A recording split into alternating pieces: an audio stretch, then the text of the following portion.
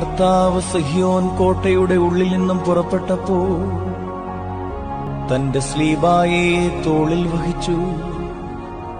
സങ്കടത്തോടെ തന്നെക്കുറിച്ച് കരയുവാൻ എബ്രായ സ്ത്രീകൾ കൂട്ടമായി കൂടി.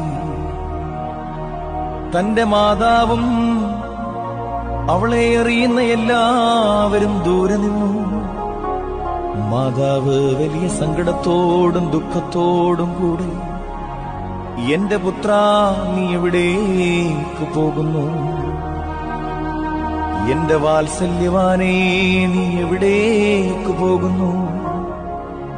ഇവർ നിന്നെ ഇവിടേക്ക് കൂട്ടിക്കൊണ്ടുപോകുന്നു എന്ന് പ്രാവിനെ പോലെ കുറുകിക്കരയുവാൻ തുടങ്ങി.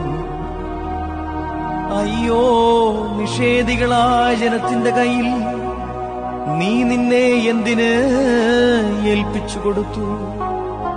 എന്റെ പുത്രാ, എനിക്ക് കഷ്ടം. എന്റെ വാത്സല്യവാനേ, എനിക്ക് കഷ്ടം. ഇന്ന് നിനക്ക് എന്ത് സംഭവിച്ചു? ഞങ്ങൾക്ക് വേണ്ടിയുണ്ടായ നിന്റെ കഷ്ടാനുഭവം, ഞങ്ങളെ പ്രതിയുള്ള നിന്റെ താഴ്മയും വാഴ്ത്തപ്പെട്ടതാകുന്നു.